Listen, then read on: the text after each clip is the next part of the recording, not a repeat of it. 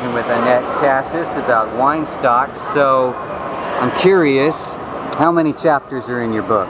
It's organized into 6 chapters, so it starts at the very beginning, and the entire last chapter is about the bankruptcy, the hostile takeover attempts, and the final ending with the Federated takeover. And what do you like to focus on in those chapters? Well, you know, the story, as I started going into the research, wondering what I'd find, I realized the story of the store is really a story of the people.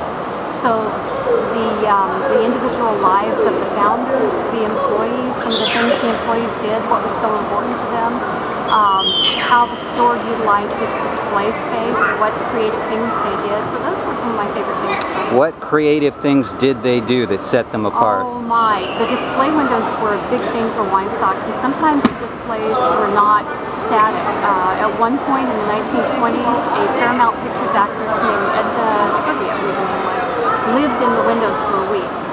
And they had them set up as various rooms in an apartment, and people would lie in the streets and watch her play the piano, eat dinner, go to bed. I don't think she stayed in there 24/7, but she lived in there. It was called her apartment unique, and that's where she was for a week. They had live bands during World War II in the window to try to raise money for the bond drives.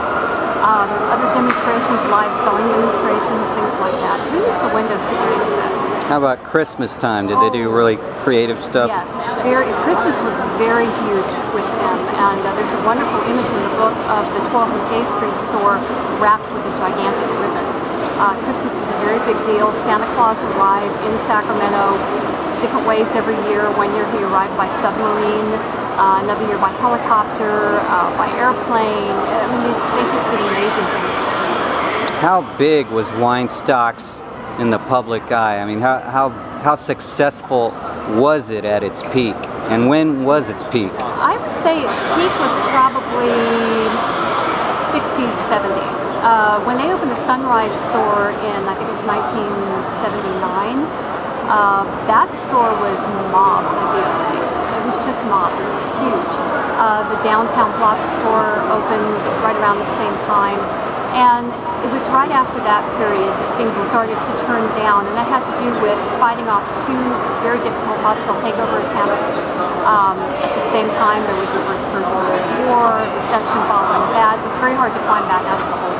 So it was the 80s recession that kind of hurt it? It really hurt it. After expending so much to fight off 2 very, very difficult takeover attempts, it just left the store so wounded financially. It was very hard to recover, and in order to keep a store viable, you have to put money into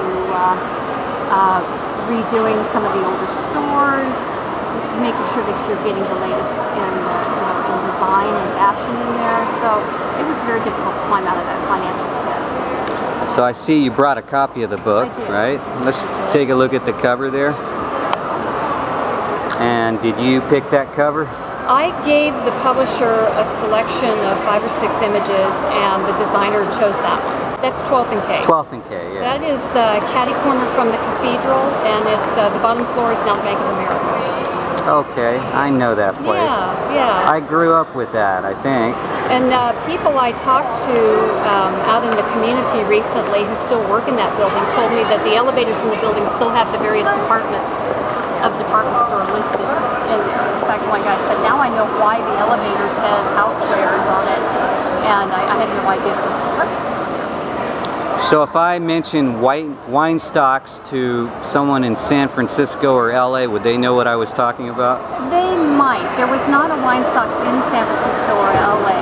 Hale Brothers was a Bay Area store, and so all the stores in the Bay Area were Hales. And down in LA it was mostly Broadway. So the Weinstock stores would have been Stockton, Fresno, Reno, Utah,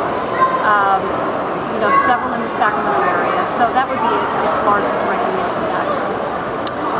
Annette Kassis, author of Weinstocks, thank you very much for doing this interview series. Thank you, Alex.